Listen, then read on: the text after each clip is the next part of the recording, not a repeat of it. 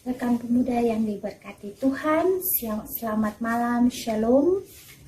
Di malam hari ini kita akan beribadah kepada Tuhan melalui ibadah di tiap-tiap keluarga. Di saat ini hari Kamis tanggal 2 April, kita ada dalam hari di mana kita harus beribadah selaku Persekutuan Angkatan Muda Gereja Protestan Maluku, khususnya Angkatan Muda Ranting 2 Soya. Kita akan mendengarkan firman Tuhan di malam hari ini, tapi sebelum itu marilah kita berdoa. Ya Tuhan Yesus Kristus yang adalah firman yang hidup, Sang Kepala Persekutuan Angkatan Muda Gereja Protestan Maluku, khususnya kami yang ada di saat ini, Angkatan Muda Ranting 2 Soya. Bapa, di dalam nama Yesus, di tengah-tengah kehidupan kami dilanda wabah virus corona, kami harus ada dalam ibadah di rumah kami masing-masing, tetapi tidak menyurutkan semangat kami, kerinduan kami untuk mendengarkan firman Tuhan yang merupakan bagian yang tidak terpisahkan dari kehidupan kami selaku jemaat Tuhan. Untuk itu kami mohon Roh Kudus-Mu menuntun kami, baharui hati kami, agar firman yang akan kami bacakan ini dapat kami mampu mencerna, dapat kami mampu mengartikan itu dalam seluruh hidup dan kehidupan kami. Untuk itu Tuhan, berfirmanlah bagi kami, karena kami siap mendengar. Amin.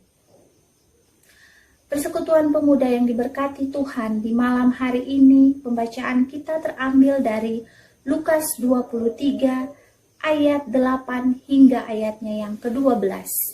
Di bawah perikop Yesus di hadapan Herodes. Ketika Herodes melihat Yesus, ia sangat girang, sebab sudah lama ia ingin melihatnya, karena ia sering mendengarkan tentang dia. Lagi pula ia mengharapkan melihat bagaimana Yesus mengadakan suatu tanda. Ia mengajukan banyak pertanyaan kepada Yesus, tetapi Yesus tidak memberi jawaban apapun. Sementara itu imam-imam kepala dan ahli-ahli Taurat maju ke depan dan melontarkan tuduhan-tuduhan yang berat terhadap dia. Maka mulailah Herodes dan pasukannya menista dan mengolok-olokkan dia. Ia mengenakan jubah kebesaran kepadanya, lalu mengirim dia kembali kepada Pilatus. Dan pada hari itu juga bersahabatlah Herodes dan Pilatus. Sebelum itu mereka bermusuhan. Persekutuan pemuda yang diberkati Tuhan. Lukas 23 ayat 8 hingga ayatnya yang ke-12 yang telah kita bacakan menjadi refleksi untuk kita selaku pemuda bahkan jemaat Tuhan di saat ini. Dalam sejarah dunia ini, ada ribuan atau jutaan rakyat mati untuk membela rajanya. Sebaliknya, dalam sejarah iman kita ada seorang raja yang rela mati untuk umatnya. Dialah raja yang sejati, Yesus Kristus yang telah memberikan nyawanya bagi kita. Rekan pemuda yang diberkati Tuhan, tahukah Anda bahwa hukuman yang seharusnya kita tanggung justru ditanggung oleh Yesus? Dalam nats ini, hari ini kita melihat pelajaran menarik bahwa dalam penderitaannya yang berat, Yesus masih mau mendoakan orang-orang yang menyalibkannya dan memberi pengampunan bagi orang jahat di sebelahnya. Persekutuan pemuda yang diberkati Tuhan, ia tidak membenci mereka. Tuhan menunjukkan kasih dan kemuliaannya atas hidup mereka. Betapa luar biasa teladan hidup yang Yesus tunjukkan.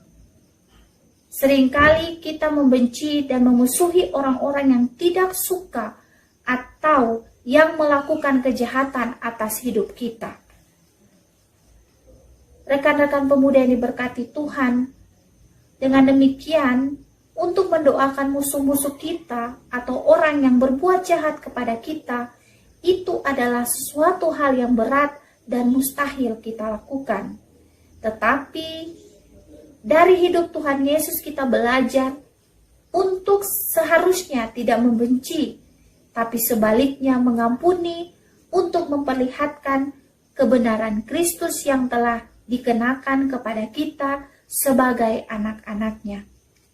Rekan pemuda yang diberkati Tuhan, sikap mengampuni itulah yang Yesus kehendaki kita miliki dan lakukan kepada siapa saja, sebagai cara untuk memuliakan Raja kita yang telah memberikan nyawanya ganti yang berdosa. Rekan pemuda yang diberkati Tuhan, dalam kondisi yang kita alami di saat ini, kita percaya bahwa kita akan tetap menjadi garam dan terang dunia selaku pemuda gereja dalam menjalani seluruh hidup dan kehidupan kita. Walaupun terkadang kita merasa kita lemah, kita takut, kita resah akan segala situasi yang terjadi, tapi percayalah bahwa Tuhan akan ada dan tetap ada bersama-sama dengan kita.